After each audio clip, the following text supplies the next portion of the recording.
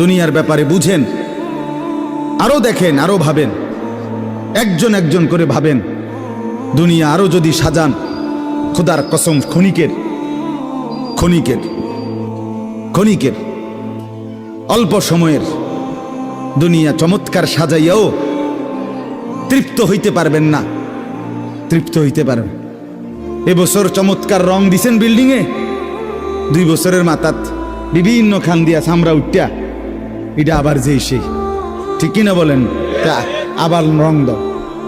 এই সোফা চমৎকার বানাইছিল, ওই যে বার্নিশ নাই, দেখেন এই যে সোফা, এটা এই যে দেখেন, কথা বলেন না, এই সোফা এটার মধ্যে আসেনি অন বার্নিশ, তো এটা আবার কি করতে হইব?